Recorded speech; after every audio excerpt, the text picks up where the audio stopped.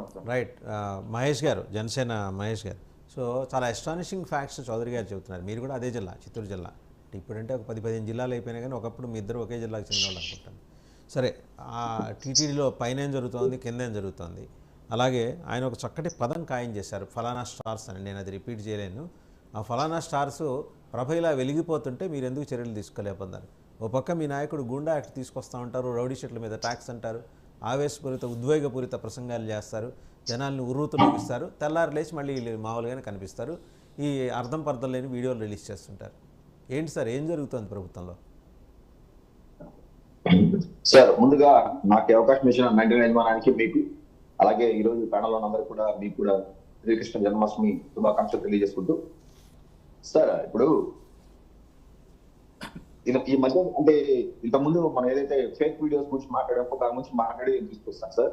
ఇప్పుడు Elon Musk గారు ఈ మధ్య ఒక స్టేట్మెంట్ ఇచ్చారు. ఏమని ఇచ్చారు? ఎలన్ మస్క్ టెస్లా అధినేత, AI is far more dangerous than nukes అని. నేను మళ్ళా చెప్తున్నాను, AI is far more dangerous than nukes అంటే artificial intelligence is far more dangerous than nukes అని చెప్పి.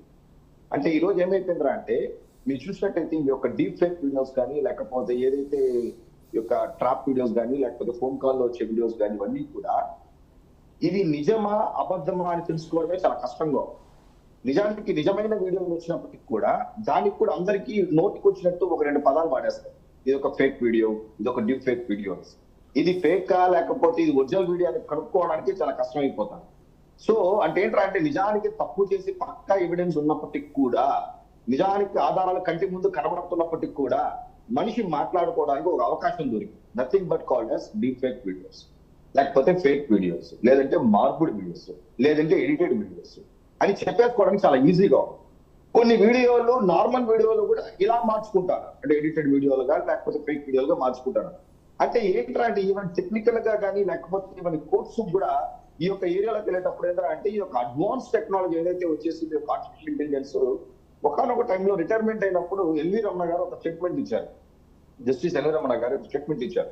నేను రిటైర్డ్ అయిపోతున్నప్పటికి కూడా నేను అనుకున్న లెవెల్లో కేసుల్ని పరిష్కరించలేకపోయాను, కాకపోతే ఖచ్చితంగా ఫర్దర్గా వచ్చే వాళ్ళు టెక్నాలజీని బాగా వాడుకోండి, ఏ టూల్స్ ని బాగా వాడండి అని చెప్పారు. మరి ఆ తర్వాత దాని మీద ఒక కేసు స్టడీ కానీ, ఆ తర్వాత కొన్ని రీసెర్చ్ చేసినప్పుడు ఏంటంటే, ఇది నిజమా అబద్ధం అని తెలుసుకోవడమే చాలా కష్టంగా ఉంది. ఇప్పుడు నేనేం మాట్లాడుతాను, కాసేపు తర్వాత నేను కాకుండా నా పేరు అక్కడ వేరే వాళ్ళు పెట్టి చేసేస్తా. తప్పు నేనే చేసినా కానీ తప్పించుకునే అవకాశాలు ఎక్కువైపోతాయి.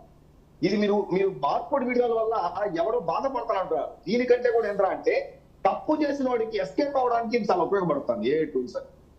దాని ఒక డిలే అవుతుంది ఆ ప్రాసెస్. ఇలా చాలా వరకు కూడా ఈ యొక్క వీడియోస్ కానీ లేకపోతే మార్పుడు వీడియోస్ ఎఫెక్ట్ చాలా ఉంది. సో ఇదేంటంటే ఒక టెక్నికల్ గా, అందుకే ఈ రోజు మీరు అంటే ఎందుకు వై డిలేయింగ్ అవుతుందంటే, ద రీజన్ ఏంటంటే అంటే ఇది ఎగ్జాక్ట్ కనుక్కోవడం చాలా కష్టం. ఇది ఒరిజినల్ వీడియో ఎక్కడుందో ఐడెంటిఫై చేయడం చాలా కష్టం అవుతుంది చెప్పాలంటే. ఇందాక ఆయన ఉన్నారు, ఇది అనంతబాబు గారు ఒక మాట అన్నారు, ఎవరో ఆ పక్కన వీడియో కాల్ చేశారు, నేను వాళ్ళ బాబు బర్త్డేకి ఓకే విష్ చెప్పేటప్పుడు అలా నేను వాళ్ళ అబ్బాయిని బ్లెస్ చేయడానికి అలా కిస్ చేశానని చెప్పి ఏదో చెప్పినప్పుడు, that is a clear cut evidence. ఏ కాల్ నుంచి ఆ కాల్ వచ్చింది, ఆ వీడియో కాల్ ఎంతసేపు ఉండింది అన్నప్పుడు నువ్వు డైరెక్ట్ గా అతని మీదకి వెళ్ళిపోవచ్చు. ఎందుకంటే నువ్వే నాకు కాల్ చేసింది, నువ్వే నాకు అలా చేయమని చెప్పినప్పుడు నేను అలా చేశాను కాబట్టి క్లియర్ కట్ ఎవిడెన్స్ ఉంది, అతని మీద వాళ్ళు వెళ్ళిపోవచ్చు. అతని మీదకి సంస్కారం చూపించాల్సిన అవసరం లేదు. కానీ ఇక్కడ ఏంట్రా అంటే, ఇది చెప్పాను కదా సార్, ఎంత ఒరిజినల్ వీడియోస్ దొరికినా కానీ బికాస్ ఆఫ్ ఏ టూల్స్ వల్ల ఏమైపోతుందంటే, ఈ యొక్క ఫేక్, ఈ యొక్క మార్పు వీడియోస్ ఎవరన్నా అదే చెప్పారు. ఇదంతా ఒక ఎత్తు అయితే, నిజానికి ఆంధ్రాలో ఇలాంటి కల్చర్ లేకపోతే పర్సనల్ విషయాల మీద లోపలికి వెళ్ళడానికి రీజన్ మాత్రం సార్, లాస్ట్ టైం గవర్నమెంట్ లో ముఖ్యమంత్రి గారు ఆయన స్థాయిలో ఉన్నప్పుడు ఆయన స్థాయికి తగ్గ మాటలు ఎక్కడ కూడా మాట్లాడలేదు. ఆ రోజు మాట్లాడిందంతా కూడా ఏంటంటే, పవన్ కళ్యాణ్ గారి యొక్క పర్సనల్ జీవితాల మీద, పిల్లల మీటింగ్స్, ఎన్నో మీటింగ్లలో చాలా వాస్తగా మాట్లాడడం జరిగింది. చంద్రబాబు నాయుడు లాంటి వాళ్ళని పర్సనల్ గా వాళ్ళ యొక్క సతీమణి మీద గురించి కానీ అలా మాట్లాడడం జరిగింది. అంటే ఎప్పుడు ఆ ఎలక్షన్ మీరు రూలింగ్ లో ఉన్నప్పుడు పక్కన వాళ్ళ మీద పర్సనల్ మీద పడ్డారు. ఎలక్షన్ అయిన తర్వాత ఏం జరుగుతుంది సార్, ప్రతి ఒక్కటి పర్సనల్ అయి ఓపెన్ అయిపోతారు. ఇది ఎంత డేంజర్ అంటే అంత డేంజర్. రాష్ట్రంలో బహుశా భారతదేశంలో 29 రాష్ట్రాల్లో రాష్ట్రం ఎన్ని వీడియోస్ ఇలాంటి బయట వచ్చినాయో తెలియదు కానీ, బట్ ఆంధ్ర రాష్ట్రంలో మాత్రం ఏమైపోతుందంటే చాలా చాలా భయం వేస్తారు. రేపు ఎవరు పర్సనల్ లైఫ్ ఎలా ఉంటుందో అర్థం కావట్లేదు. ఈ రోజు బీజేపీ కానీ, టీడీపీ కానీ, జనసేన ఇంక్లూడింగ్ జనసేన వాళ్ళు కూడా ఎవరికన్నా జాగ్రత్తగా ఉండాల్సిన పరిస్థితి వచ్చేసింది. ఏం అర్థం కావట్లేదు. ఎవడెందుకు కాల్ చేస్తాడో తెలియదు, ఎవడేం రికార్డ్ చేస్తాడో తెలియదు, ఎవడేం మాట్లాడతాడో, ఎవడేం క్రియేట్ చేస్తాడో తెలియదు. సో పర్సనల్ లైఫ్ లో వెళ్ళిపోవడం మాత్రం చాలా చాలా పొరపాటు.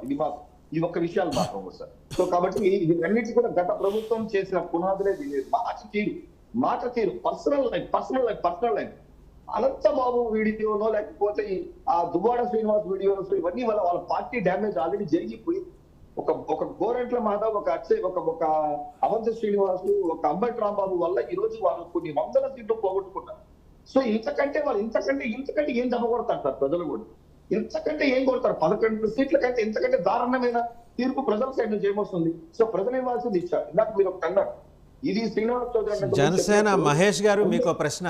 వైసీపీ గతం గురించి మీరెందుకు బాధపడతారు? మీ భవిష్యత్తు ఏంటనేది కదా ఇక్కడ జనం అడిగేది రేపు. అదే సార్. ఇప్పుడు మీకు అతడు సినిమాలో మహేష్ బాబు దేవతో బ్రహ్మానందం అంటాడు, నా గతం ఎంతో తెలిస్తే నువ్వు చాలా బాధపడతావు అంటే, మా భవిష్యత్తు కోసం మేము ఇక్కడ ఏడుస్తుంటే నీ గతం ఎవరికి కావాలని?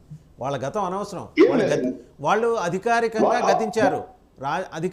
గతించారు, వదిలేయండి. మీరు చేయాల్సింది ఏంటనేది కదా జనం అడుగుతారు. ఇప్పుడు అదే సార్ ఆ విషయం చెప్తున్నారు. ఇంతకుముందు శ్రీనివాస్ చౌదరి గారు చెప్పిన దాన్ని నేను కొనసాగుతూ చెప్తున్నాను. ఎందుకంటే ఇప్పటికి కూడా ఈ గవర్నమెంట్ లో క్షేత్రస్థాయిలో గ్రౌండ్ లెవెల్లో ఉన్నటువంటి చాలా మంది అధికారులు కానీ, ఎంప్లాయీస్ కానీ, సిబ్బంది కానీ ఇంకా కూడా వైఎస్ఆర్సీపీ వాసన వాళ్ళ మీద నుంచి పోవట్లేదు. మొన్నటికి మొన్న 10,000 రూపాయలు, 25,000 రూపాయలు ఆగస్టు 15కి మేము కేటాయించినామని చెప్పి పవన్ కళ్యాణ్ గారు చెప్పినప్పుడు, నిధులు వాడుకోండి అని చెప్పినప్పుడు, మేము పర్సనల్ గా అక్కడ ఉన్నటువంటి చుట్టుపక్కల ఉన్నటువంటి సెక్రటరీస్ కి, పంచాయత్ సెక్రటరీస్ కి కాల్ చేస్తే ఎవరు రెస్పాండ్ అవుతారు సార్? ఏ పంచాయత్ సెక్రటరీ ఏమంటున్నారు? అసలు డబ్బులు ఎక్కడుంది, అసలు మాకు ఇన్ఫర్మేషనే లేదు, అసలు మాకేమీ చెప్పలేదు అంటున్నారు. మొన్న మీటింగులు కూడా అందరూ అనుకుంటున్నారు గ్రామ సభలు చాలా అద్భుతంగా నిర్వహించినప్పటికీ కూడా నిజానికి చెప్పాలంటే ఒక టామ్ వేయాలనో, ఒక దండోరా వేయాలనో తీసుకెళ్లి చెప్పాలన్నప్పుడు గవర్నమెంట్ అఫీషియల్స్ అంత సీరియస్ ఏం లేదు సార్. గవర్నమెంట్ అఫీషియల్స్ ఇప్పటికి కూడా వాళ్ళు వైఎస్ఆర్సీపీ ప్రభుత్వంలోనే ఉన్నాము, మనకు రాష్ట్ర ముఖ్యమంత్రి జగన్మోహన్ రెడ్డి గారే ఉన్నారన్న భావంతో కొన్ని లక్షల మంది ఈ రోజు ఎంప్లాయీస్ ఉన్నారు. నిజం చెప్పాలంటే అంత సీరియస్ గా తీసుకునే పరిస్థితి లేదు. ఒక ఆవిడ వెళ్ళి నా ల్యాండ్ పోయిందని ఎంఆర్ఓ ఆఫీస్ దగ్గరికి, పోలీస్ స్టేషన్కి వెళ్ళే లోపల ఎవరైతే పోగొట్టుకుని, ఎవరైతే దోచుకున్నారో వాళ్ళకి ఇన్ఫర్మేషన్ వెళ్ళిపోతుంది. సో ఇది ఏం చేయాలో మాకు అర్థం కావట్లేదు. ఇప్పుడు ఇంకో ఫ్రాంక్ ఏంటంటే, మొన్న గ్రామ సభలో కూడా తీసుకుంటే వైఎస్ఆర్సీపీ సర్పంచులు సగం మంది వచ్చారు, సగం మంది అటెండ్ కాలేదు. ఇంకా కూడా వాళ్ళకి ఆముద్రే ఉంది, అధికారుల మీద వాళ్ళ ఆముద్రే ఉంది. నేను చెప్పేది 10-15 రూపాయలు డబ్బుల విషయంలోనే వాళ్ళు అసలు పట్టించుకోవట్లేదు. అంటే ఇంకా కూడా ఏంటో ఇది ఎప్పుడు మారుతుందో, ఎక్కడ మారుతుందో మాకు అర్థం కావట్లేదు. మాకు కూడా రైట్, మళ్ళీ వస్తా మీ దగ్గరికి ఒకసారి.